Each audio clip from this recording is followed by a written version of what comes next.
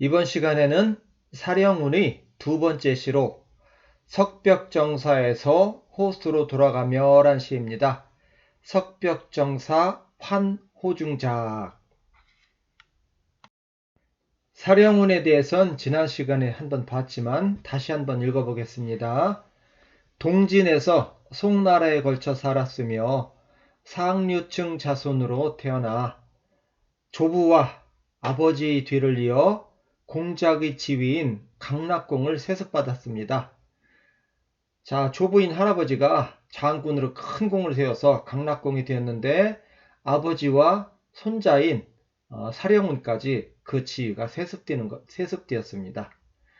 그런데 동진에서 송나라로 바뀌는 과정에서 공작에서 후작으로 한 단계 지위가 내려오면서 벼슬길도 여의치 않아 그로 인해 불만과 좌절을 산수를 유람하는 것으로 해소했는데 자연경치를 사실적으로 묘사합니다. 이로 인해 후세의 도연명과 함께 산수전원시파의 창시자로 불리게 됩니다.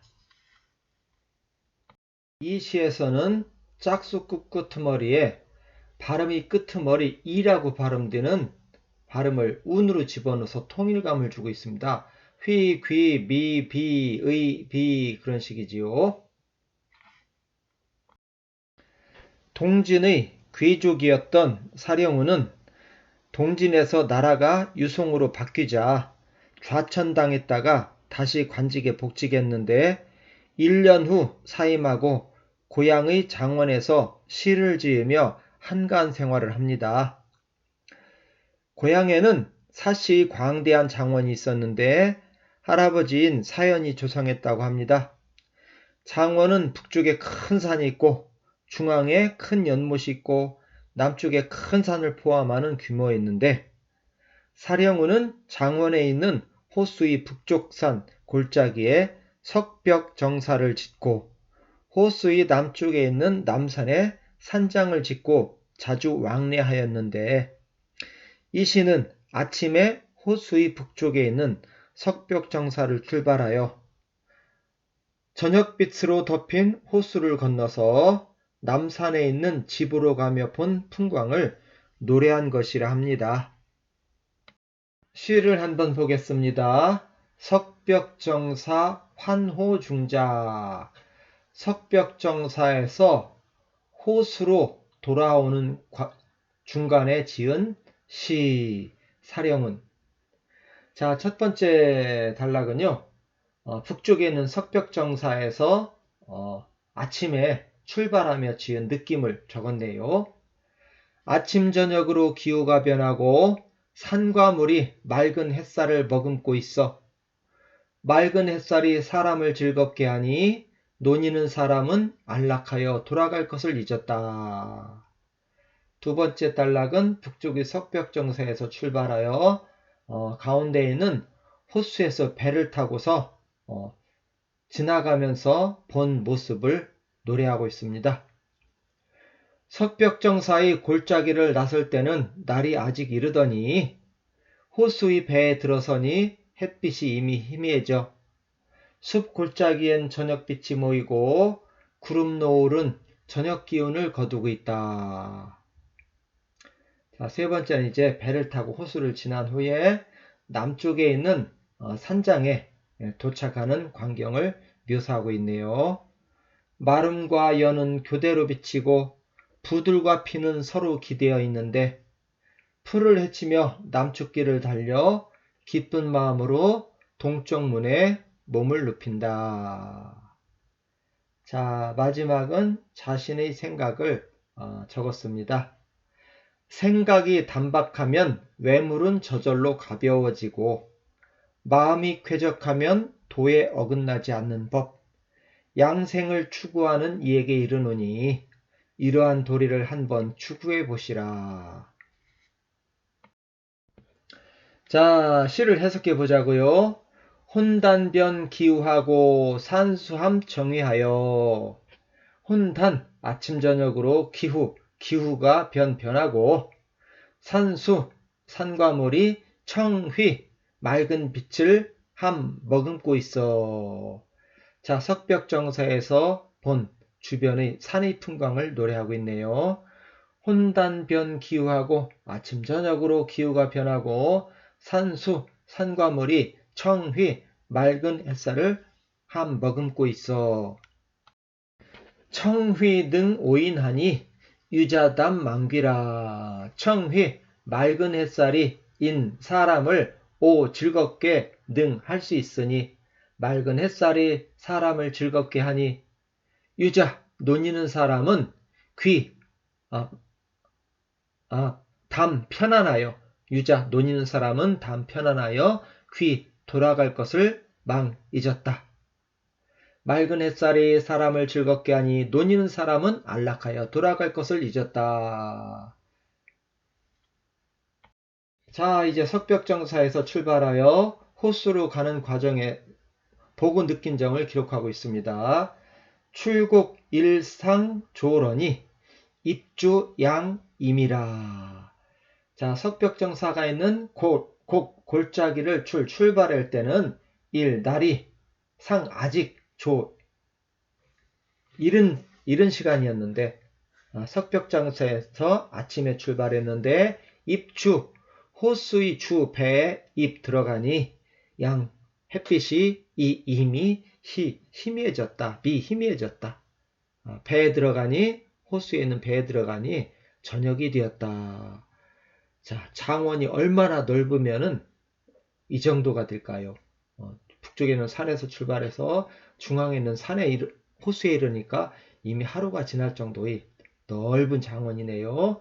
출국 일상조론이 골짜기를 나설 때는 해가 아직 일찍 이른 시간이었는데 입주 배에 입 들어가니 햇빛이 이미 희미해졌다. 배에 들어서니 햇빛이 이미 희미하다. 임학염 명색하고 운하수 석비라. 임학 숲 골짜기엔 명색 어두운 빛 저녁빛이 염 모여들고 운하 구름 노을은 석비 저녁 기운을 저녁 안개를 수 거두고 있다. 이제 저녁이 되니까 북쪽의 산에 그늘이 들기 시작하고 노을이 지는 모습을 표현하고 있네요. 임학 염 명색하고 임학 숲 골짜기엔 염색 어두운 빛이 명색 어두운 빛이 염 모여들고 운하 구름 노을은 석비 저녁 안개를 수 거두어들인다. 물풀들이 자라고 있는 연못 위로 배를 타고 지나가면서 풀들을 묘사하고 있습니다.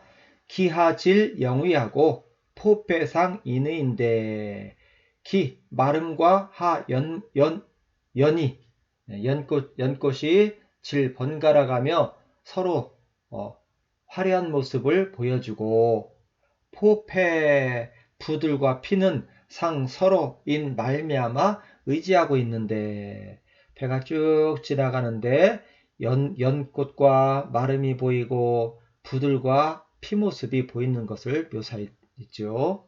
기하 마름과 연은 질 번갈아가며 서로 비추고 포패 부들과 피는 상 서로인 말미암아 의지하고 있네. 이제 배에서 내려서 숲길을 헤쳐서 남쪽에 있는 장원에 도착하는 모습을 그리고 있네요.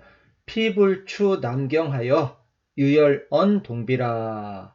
풀을 헤치며 남쪽 길을 추 달려서 유열 기쁜 마음으로 동쪽의 살인문을 지나서 몸을 눕힌다. 동쪽의 살인문을 지나서 아마 대청마루나 방에 몸을 눕히겠지요. 피불추 남경하여 유열언 동비라. 풀을 헤치며 남쪽 길을 추 달려서 유열 기쁜 마음으로 동쪽 살인문을 지나서 몸을 눕힌다. 이제 관직을 떠나서 자유롭게 사는 자신의 마음을 이야기하고 있습니다. 려담이면 물자경이고 의협이면 리무이라. 려담 생각이 단박하면 외물은 자경, 저절로 가벼워지고 의협, 생각이 상쾌하면 마음이 쾌적하면 이치에 도에 어긋남이 없는 법. 려담, 생각이 단박하면 사물은 외물은 바깥에서 일어나는 일들은 자경, 저절로 가볍게 생각되고 의협, 마음이 쾌적하면 생각이 상쾌하면 도에 이치에 어긋남이 없는 법. 기연 섭생객 가니 시용차도추라. 섭생객, 생명을 기르는 객 나그네. 밑에 본 양생을 추구하는 이라고 나왔죠. 오래 살려고 진시황처럼 불로장생약을 먹고 한약을 먹고 은단을 먹는 사람들에게 말을 붙이노니, 말을 한마디 해주노니 시험 삼아 한번 사용해 보시오. 뭐를? 차도추를, 이러한 방법을 추천하니. 자, 이러한 방법은 뭐죠? 아까 나왔었죠. 생각이 단박하면 외물은 저절로 가벼워지고 마음이 쾌적하면 도에 어긋나지 않는다. 자, 보약 먹고 은당력 같은 거 먹지 말고 생각을 단박하게 하고 마음을 쾌적하게 한번 먹어보란 얘기지요. 자, 섭생객, 생명을 기르는 객 나그네에게 말을 부탁하노니, 말을 붙이노니 차도 이러한 방법을 추천하니 시험 삼아 한번 사용해 보시라. 저녁산에 모이는 구름과 노을의 모습과 연못을 지나며 보이는 마름과 부들 등의 모습을 잘 표현한 후 세상사를 떠나 한가롭게 사는 자신의 모습을 아주 경쾌하고 속도감 있게 표현하고 세상만사는 마음먹기 달렸으니 건강을 추구하는 사람은 자신처럼 생각을 단박하게 하고 마음을 쾌적하게 먹어보라고 권유하고 있습니다. 시 전체적인 분위기는 밝고 경쾌하고 역동적인데 귀족이라는 신분에 물려받은 자산이 많아 먹고 사는 일로 근심 걱정이 없는 사람이기 때문에 이런 시를 쓸 수 있지 않았을까 하는 생각도 드네요.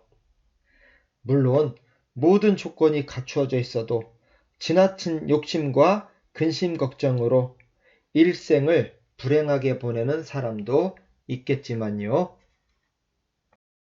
시를 한번 다시 읽고 마치도록 하겠습니다. 석벽정사 환호중작. 석벽정사에서 호수로 돌아오는 중에 지은 시 사령은 아침 저녁으로 기후가 변하고 산과 물이 맑은 햇살을 머금고 있어. 맑은 햇살이 사람을 즐겁게 하니 논이는 사람은 안락하여 돌아갈 것을 잊었다. 골짜기 나설 때는 날이 아직 이르더니 배에 들어서니 햇빛이 이미 희미해져 숲 골짜기엔 저녁빛이 모이고 구름 노을은 저녁 기운을 거두고 있다.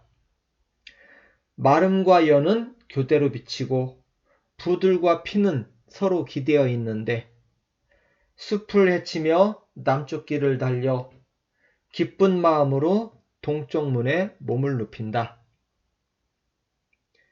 생각이 단박하면 외물은 저절로 가벼워지고 마음이 쾌적하면 도에 어긋나지 않는 법. 양생을 추구하는 이에게 이르노니 이러한 도리를 한번 추구해 보시라.